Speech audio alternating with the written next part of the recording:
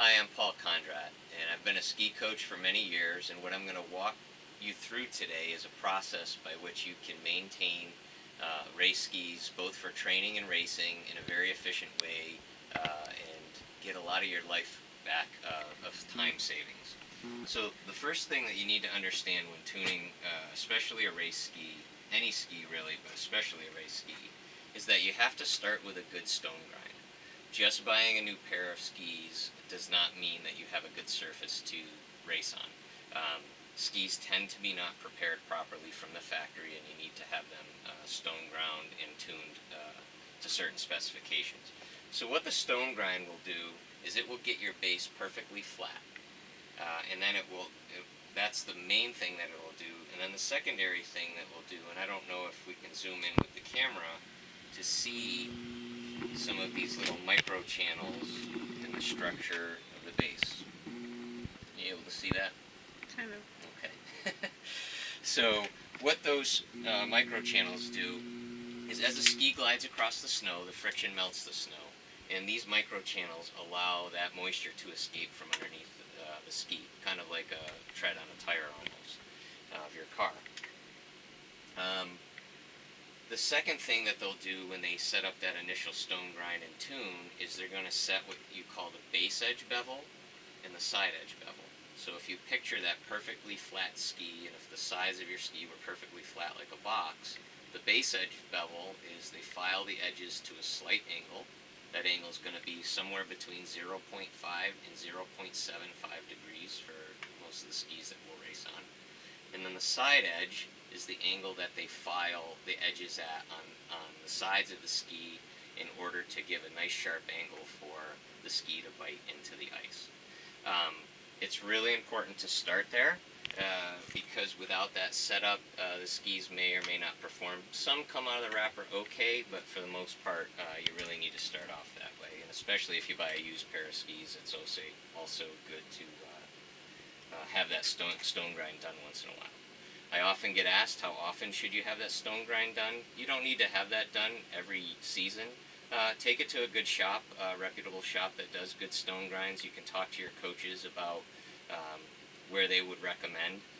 Down in my area, Natick, Massachusetts, Ski MD is a great place, but there's many other shops that can also give great tunes. So talk to your coaches for some advice there. Okay, the tuning process is pretty simple. We're going to start off with sharpening, and the first thing that you need as far as the simple tools go is a good set of vices. This is a set of vices that I've had for a long time, many years, from Wintersiger, but Swix and other manufacturers make good vices. You can find these online at retailers like Reliable Racing, The Race Place, Amazon. Your local ski shop may even have them. Sometimes places like REI or EMS, those kind of places may carry it as well. Having that set of vices is really important because you have to have a good place to secure the skis while you're working on them. Get the ski in the vise. I tend to like to work with the base edge away from me.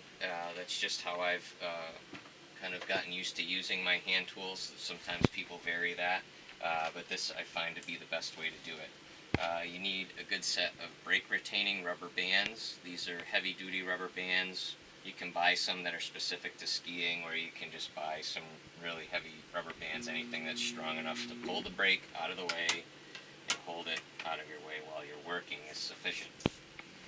Okay, as far as tuning the side edge, what you're going to get is a side edge file guide. This happens to be one from a place called The Race Place. Their line of tools is called Beast.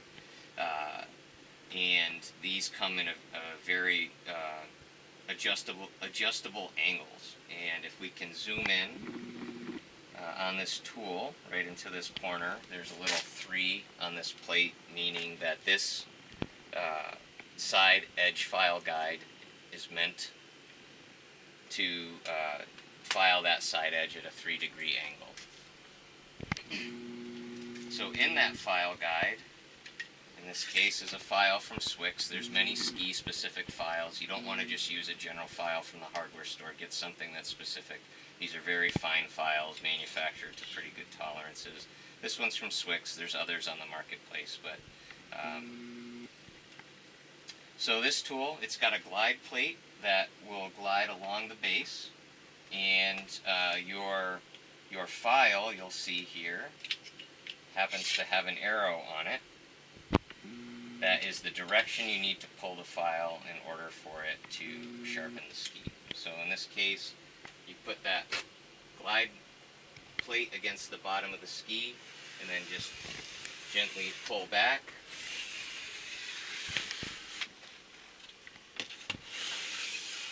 And I tend to use a few overlapping strokes to start out. And you can see like the little metal filings start to come off the ski. And then you'll also feel that as the edge sharpens, I tend to feel that it smooths out for me as I pull it. It only takes a few strokes really to get that ski filed sharp. And then the way to test the sharpness is you can drag your knuckles across that and you'll feel them kind of catch. I don't have any hair on the backs of my hands anymore from doing this so often, but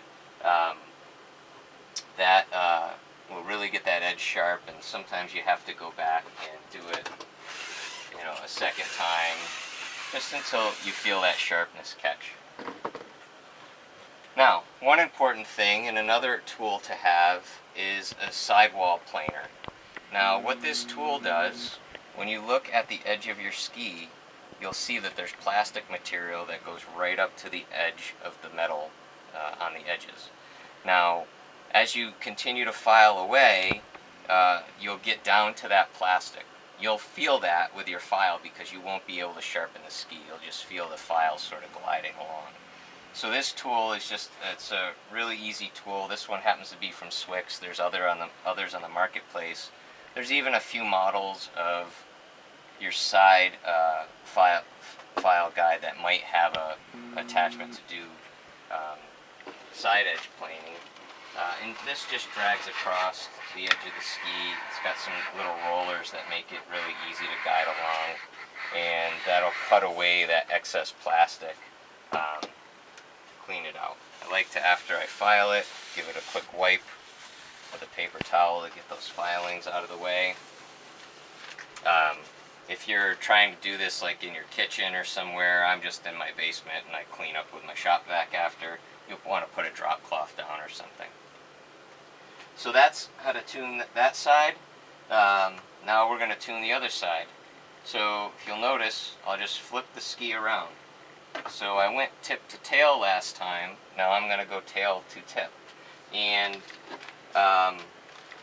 that is just because you want to work in a direction that you're used to working so you get consistency. On the edges, it doesn't matter which way you go like it does when you're doing other things like waxing and brushing and that kind of thing. So again, just dragging the file guide along, getting that edge nice and sharp. Get those excess things. Make sure you don't want any of the metal filings to fall and get ground into your base.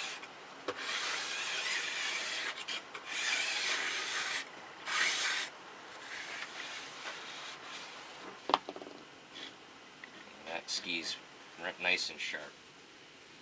Now,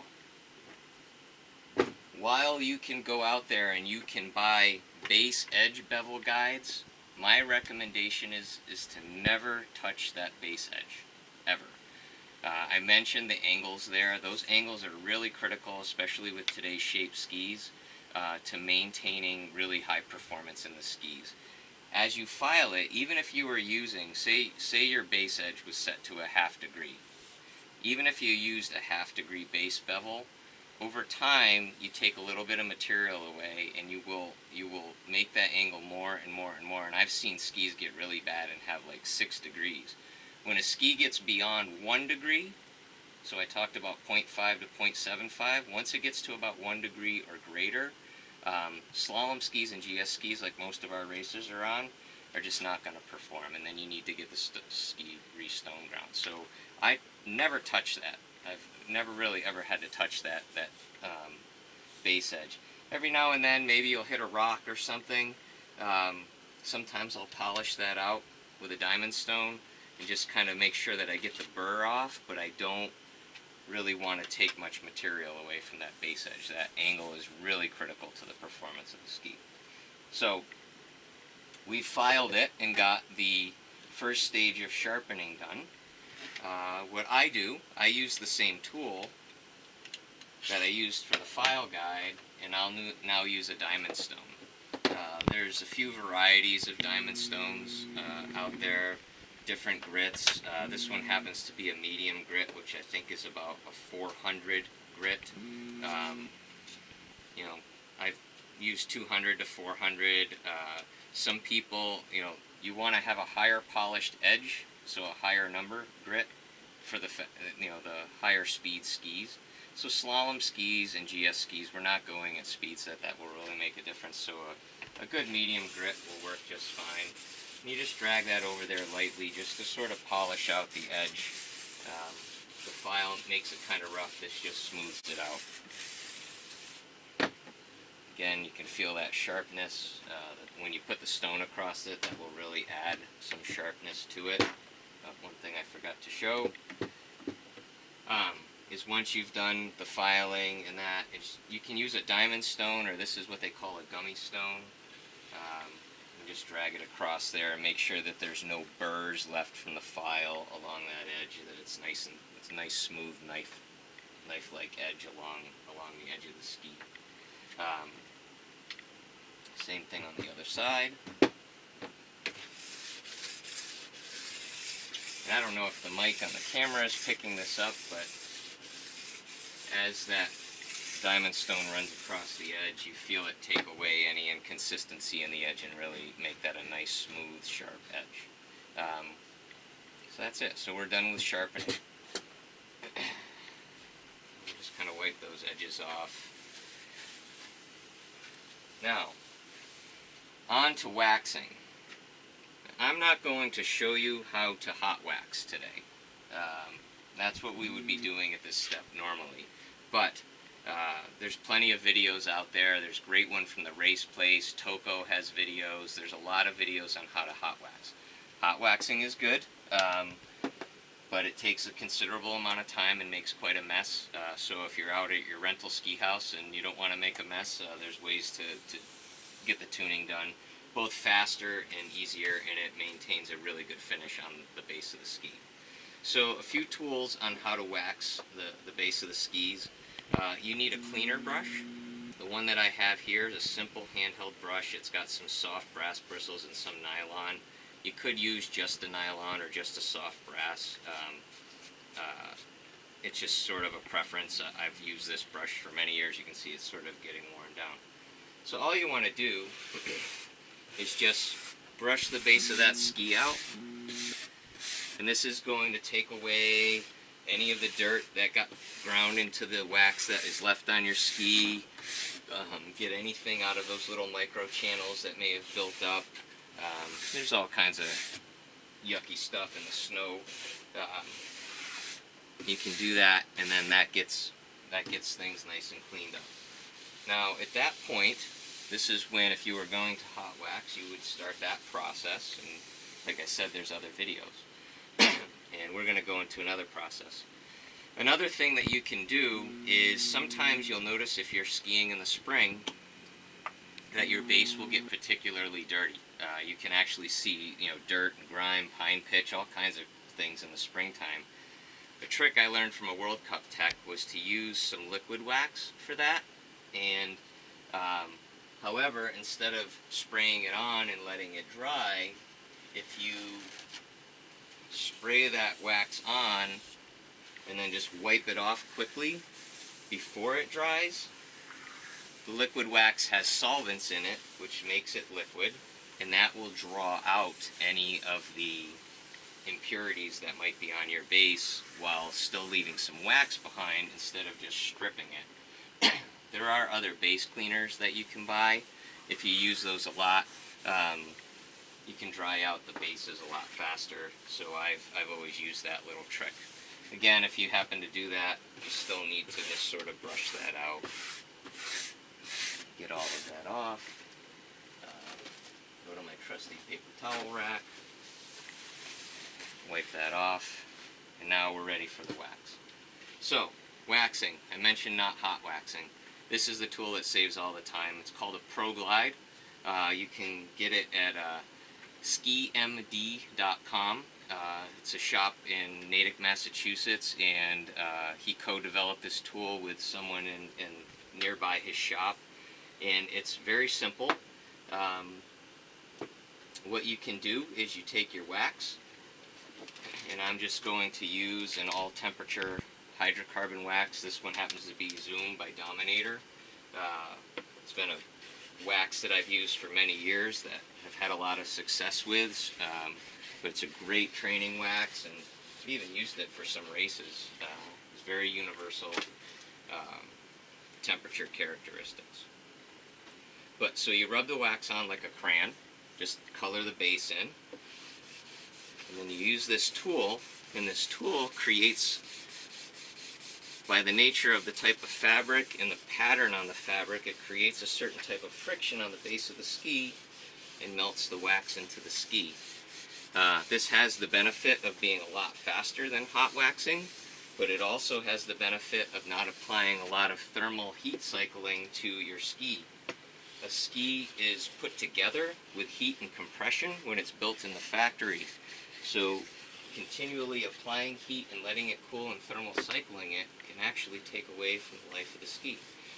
At least that's according to the manufacturer of the ProGlide tool, who was a former factory technician and World Cup technician. So I'll take his word over mine. So I'm going to show you, I just put 2 coats of wax on. I'll typically do 4. Once that's done, and that's in there, you can actually see that the wax is built up, and you can see it in the structure of the base. So now you take your cleaner brush. This one happens to be a horsehair brush, which is my preference for that cleaner brush. It's a good type of finishing brush. And you just do a few strokes over the base of the ski. You can see all those little wax dots that are coming up out of the structure of the ski. That's the excess wax that isn't needed, that isn't melted its way down into the base. Once that's done, wipe that little bit of excess off, and that ski's ready to go. You can see now, when we started, if you notice, the base of that ski was really dull. Now it's got a nice shine on it. It's really ready to repel the water and go fast. I didn't talk much about the different types of wax. I mentioned the universal type of wax. There are a lot of wax options out there. Talk to your coaches, get some recommendations on what they would recommend you use. But having at least a nice chunk, you don't need a big chunk as big as this. Something that's this size, if you're using the ProGlide tool, will probably get you through a season.